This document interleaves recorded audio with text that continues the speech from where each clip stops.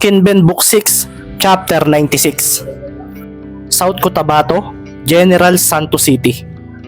Makikita nga sa abalang syudad ng Jensan ang paghahanda sa bagong bukas na Bernabe Coliseum. Makalipas nga ang ilang taong pagkatenga ng proyektong ito, ay sa wakas ay naituloy na rin ito ng kasalukuyang administrasyon ng syudad. Marami nga ang nag-akalang abandonado na ito makalipas ang ilang taon. Marami na ngang mga tao ang ginawa itong bahay, kaso dahil sa kaseryosohan ng kanilang bagong mayor ay napaayos ito at ngayon nga ay nabigyan sila ng chance na magtampok ng ilang laro sa loob ng isang linggo para sa Maharlika League. Sa loob nga ng Coliseum ay makikita nga ang makintab na sahig ng court. Ang mga upuan sa audience area ay makikitang malinis at nahahati ang bawat bahagi sa apat na kulay: pula, asul, dilaw at puti. Tila ba sumisimbolo ito sa kulay na matatagpuan sa watawat ng bansa. Sa labas naman ng lugar ay makikita nga ang isang malawak na parking area at sa kabila nito ay may skating area. Sa kabilang bahagi sa may entrance ng lugar ay makikita rin ang isang parke at sa tabi ng pinalapad na pathway ay may mga nakatayong bilihan ng mga pagkain. Matao nga ngayon sa lugar dahil araw ng linggo. Mula nga sa tapat ng isang bilihan ng fishball at kikiam ay makikita nga isang grupo ng mga bata na may kasamang isang lalaki na nakasuot ng polo shirt na black at shorts na kulay white. Formado nga ito at makikita rin ang sapatos nitong may Vans na tatak. Makikita nga rin may pouch bag itong gray na nakasabit sa kanyang likuran. "Kuya Jam, ilibre mo nga kami." Wika ng isang bata na kung pagmamasdan ay parang nasa edad 11. "Saan kuya ang punta mo? Formado ka ha? May meet up ka ba? Baka di ka na naman sagutin." Sabi naman noong isa na kaidarin din noong kasama nito. Halos formado ng shirt na may tatak ng mga palabas sa TV at maong shorts ang pormahan ng 5 batang lalaking iyon.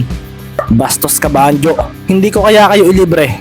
Sabi nga ni Jamora De Leon, ang 24-year-old na ace player ng General Santos City Fishers. May kartada nga silang 2 wins at 2 losses sa nakalipas na laro nila sa Bulacan itong nakaraan. "Wala ka kuyang choice. Pangako mo sa amin na pagbalik mo ay ililibre mo kami." Wika pa nga ng isang bata na may relo sa braso na nailaw. "Oo na nga, heto na nga ang gugulo ninyo." Bulalas nga ni Jamora at napatawa na lang sa kanila ang nagtitinda ng street foods. "Manong, ito 500, keep the change. Bigyan mo na lang sila kung anong gusto nila." Sabi nga ni Jamora na napatingin sa kanyang phone pagkaabot noon. "Aalis ka na kuya?" Tanong nga ng isang bata na may hawak na baso na lagayan ng street food. "Oo, hinihintay na ako ng ka-meet up ko." "Saan ba kayo magmi-meet kuya?" Tanong ng isa na ngumunguya na ng fishball. "Sa SM." "Sana mataypan ka na kuya. Ikaw lang ata ay yung magaling na basketball player pero walang jowa." Sabi pa nga nung isa na puno na ang baso ng kikiam. "Si Kuya Max, may bago na namang jowa. Kita namin sa KCC Mall." Sabi pa nga noong isa. "Babaero naman iyon.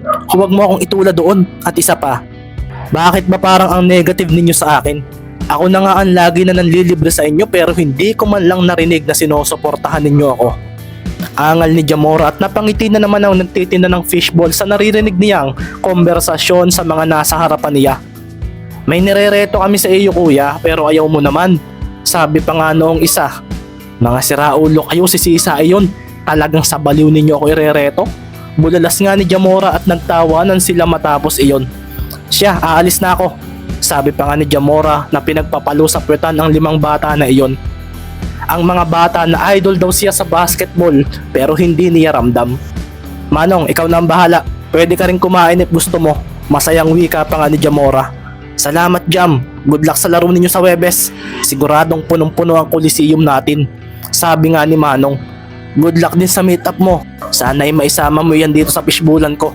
Pahabol pa nga ni Manong at tumango naman si Jamora at pumunta na sa motor niyang Smash. Isinuot na nga niya ang kanyang helmet at doon na nga niya sinimulang paandarin ang kanyang sasakyan. Tinanaw pa nga siya ni Manong at napangiti na lang siya nang maalala ang mga batang palaging bumibili sa kanya noon. Ngayon, mga malalaki na at isa na nga roon si Jamora, nakasali sa team ng Jensa na naglalaro sa Maharlika. 2 taon na itong player ng team at alam ni Manong na mataas ang pangarap ng batang ito pagdating sa basketball. Matapos ngang ipark ni Jamora ang motor niya sa parking area ng mall, ay nag-spray uli siya ng pabango sa kanyang katawan. Kulang na nga lang ay maligo na siya at pagkatapos noon ay tiningnan na niya ang kanyang phone. Nasa may entrance daw ng mall iyong kamit niya. Huminga nga siya ng malalim at naglakad na. Sabi, kapag magaling na basketballista ay magkakaroon agad ng GF. Pero heto siya, may ka-meet up na nakilala niya sa dating app. Napatawa na nga lang si Jamora sa naisip niyang iyon at nang makita na niya ang babaeng nakasuot ng black shirt at red sleeveless ay napangiti agad siya. Pagdating nga niya roon ay napangiti na rin ang babae sa kanya. Hi, ako si Jamora. Sabi nga ng binata at ang babae naman ay napatingin sa phone niya sa picture ng kamit niya. Filter lang pala yung gamit mo. Napangiting wika nga noong babae. Hindi mo ba ako napapanood sa Maharlika League?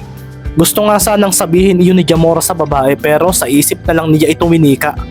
Makikita nga rin na napalunok si Jamora at napatingin sa malayo. Ganoon ka rin naman, filterize din ang photos mo. Sabi nga muli niya sa isip at pagkatapos noon ay niyaya na niya sa loob ang babae.